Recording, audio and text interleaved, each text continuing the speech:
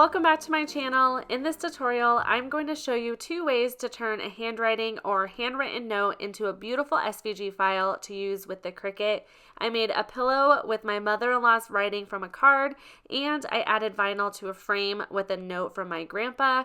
Whether you want to remember a special message, preserve a loved one's handwriting, or simply add the personal touch to your project, this is just a wonderful project for you. So let's get into the tutorial. I'm going to start with the pillow project first, and I just wanted to point out I bought the wrong size pillowcase. My pillow insert is 18 by 18 inches, and I bought the 20 by 20 pillowcase. I got a little distracted when I was ordering from Amazon, so I meant to buy a 16 by 16 inch pillow cover.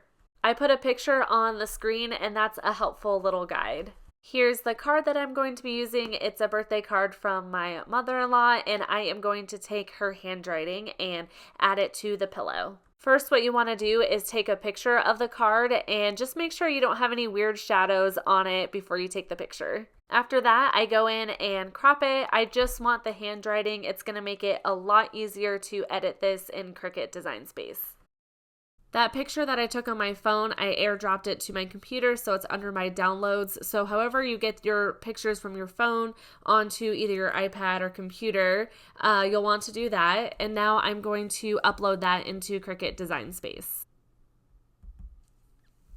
So here's where you can adjust some things, which is really nice. As you can see, the ink on Love isn't as dark as other areas, so you can try to adjust that a little bit. What you can do is go down to your reduce colors and color tolerance. Basically what I do with these is type in random numbers until I get what I want. If anybody has a really good explanation of what the reduce colors and color tolerance is, I would love to hear it in the comments. So I think I'm going to increase this a little bit and see how that looks. And then you can select remove background. Then you can click preview single layer. And this is basically what it's going to look like in Cricut Design Space. It got rid of some of that L, so I'm going to try to bring that back. I'm going to try 100 for my color tolerance. We'll increase that. Then I'm going to try remove background. It's still getting rid of it. For my reduced colors, I have 11, and color tolerance, I have 16. This is the best that I can get it. I was playing around with it, but before I started filming, I actually brought this into Cricut Design Space, and I was able to bring some of that L in with my numbers, and I did not write down what numbers I used, and now I cannot figure out what it was. I'll upload this, and then I'll show you the one that I did previously. You can see little specks in here. I'm going to try to crop that out. I also don't know why it's coming up with this up here. Let me try to erase that. I don't know what that is. I think it looks pretty good. I am going to hit apply and continue.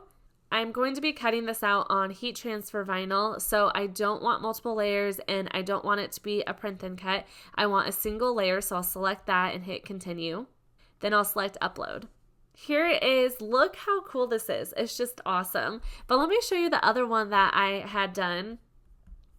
Like I said, this one brought a little bit of the L in, and I don't know why I could not figure out what I did before, so I wish I would have written that down. Even the D, it brought the D in some. So whatever number combination with those color tolerance that I did worked. I just tried so many different ones and could not get it back to that one for some reason. I'm going to delete this one. I think I'm going to use this one. It looks a little bit better. It does have a little black piece over here. I'm going to contour that out. I'm just going to try to click on it. Okay, that looks a lot better. I measured my pillowcase and I'm going to make the width 10 inches. This makes it about 4 inches for the height. Now I can click make it. I'm going to switch this to 12 by 12. I don't know why it's doing the 24 inch. And since this is heat transfer vinyl, I'm going to mirror it, then I'll hit continue. For my cut setting, I am going to use Everyday Iron-On. I'm using black heat transfer vinyl. This is Caesar brand, and I place it carrier sheet or shiny side down. I load it into the machine and the Cricut will cut it out. For some reason, it cut all the way through one little piece of it, as you can see there. I thought it was ruined, but thankfully I was able to save it. Then I go in and weed it out. With this type of wording, since it's not totally smooth lines, it might be difficult to do this with adhesive vinyl. With heat transfer vinyl, it is much easier to weed it. Here's what it looks like with it all weeded out. Just super, super cool.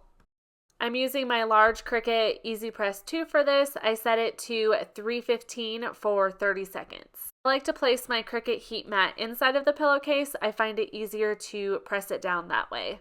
I preheat my pillow cover for about 5 to 10 seconds. This gets rid of any moisture so that the vinyl will stick better, and it also gets rid of all those wrinkles. I fold my vinyl in half to find the center. Then I take my measuring tape. Since this is 20 inches by 20 inches, I want to find the 10 and kind of place it right on that center there. This wasn't sticking down too well, so I grabbed my heat resistant tape and added that on there so that it would be nice and flat. I place a Teflon sheet on top, then I place my Easy Press over that and press it down for the full 30 seconds. This is a hot peel, so you can peel it right away, and it just adhered really well to the pillowcase. Now I can just remove that mat and add my pillow insert inside of the pillowcase. Here's a different view from the beginning of the video of this pillow. I just love it so much. I wish it was a little bit smaller. I think I would like it better, and if the pillow cover fit the insert, but this is just so cool. Next, I'll be adding a handwritten note to this frame that I found from Hobby Lobby. My grandpa had written the note when I was graduating either high school or college. I can't remember which one, but both of my grandparents have passed, so I've been wanting to do something with this, and I thought this would be super special. The reason why I'm showing you a different method for this is because this was written on notebook paper, so there's lines from the notebook. Those lines are incredibly hard to remove, so I am going to show you a method using the Procreate app. What you'll do with this app is trace over the lines. I'm using my iPad for the app, and I ended up not buying the Apple Pencil. I bought an off-brand. This off-brand one was $20 compared to like a little bit over $100 for the Apple Pencil. I click photo, then I choose the photo that I want. The first thing you'll want to do is add a new layer in the top right corner. You don't want to draw directly on that picture, so you want to create another layer. I click on that little paintbrush and it shows all your different brush library options. I'm under inking and I'm using technical pen. I make sure I'm on layer 2, then I just use my 2 fingers to zoom in on the picture. Then I just start tracing over the wording. If you mess up or you don't like how it looks, you can tap your 2 fingers on the screen and that will undo it. It's basically erase it and you can try it again. This definitely takes a little bit of practice. I feel like I just wasn't that great at it, but that's okay. It still turns out really cool in the end. I learned how to do this from the YouTube channel Joyful and Simple Designs, so I will link her video down in the description box. If you want to see how it's looking, just go to your layers and uncheck the layer 1 picture layer and you can kind of see how it looks. I decided not to show me writing the whole thing, but once I'm done, I uncheck that picture layer again and now I'm ready to save it. I click on the wrench in the top left and I save it as a PNG file. I'm going to upload that into Cricut Design Space. Now what I need to do is erase the background. I'm going to hit Remove Background. One thing I do want to show you, if I hit Revert, if you go in and just select it manually, it looks like it'll do the same thing, but it'll have all those little pieces inside the letters. So if you click on preview, it's going to look like that. You're going to want to remove the background instead, and that just works a lot better. I think that looks good. I'll hit apply and continue. I'm going to save it as a single layer. It pulls it in really large. I'm going to make it smaller. Since there is a line going all the way down here, there must be something in here like a little speck. You want to get rid of those, otherwise it's going to waste vinyl. So I am going to zoom in here and there it is. I'll just hit contour and I'll just select on that. Okay, that got rid of that. I measured the sign that I'm going to be putting this on, so I am going to grab a guide so I can figure out my sizing. I'll go to shapes, grab a square. I'm going to make it a guide, then I am going to put the sizing of it. The width was 6.75 and the height was a little strange, it was 8.625. Also, make sure you don't go off of the measurements that are on the packaging because that includes the frame, so you want to measure the inside of it.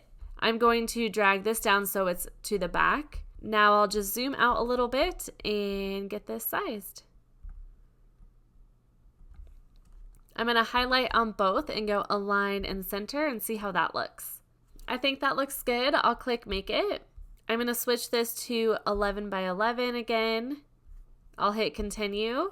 I'm going to be using permanent adhesive vinyl, so I could use the vinyl setting, but sometimes when it's a little bit more intricate, the washi tape setting works better, so I am going to use that one. I add my vinyl. I'm using 651 permanent adhesive vinyl. The lines must not have been smooth because it took forever for this to cut out, and I'll show you an example here.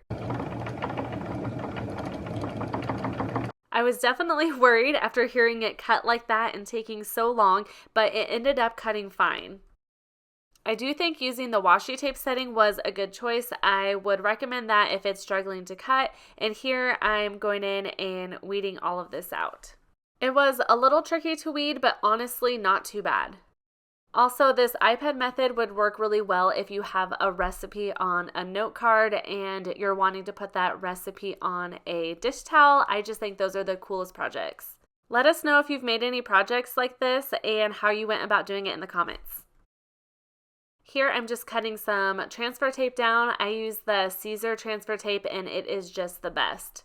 I add my transfer tape to the vinyl, then I scrape it down on the front and the back. I was struggling to get the vinyl to stick onto the transfer tape, and I think it's because this vinyl is like super old. I've had it for years and years, so I think that was the problem. A great hack for that is take your squeegee or scraper tool and press it right up against the backing of that vinyl, and it helps it stick down onto the transfer tape as you're taking that backing away.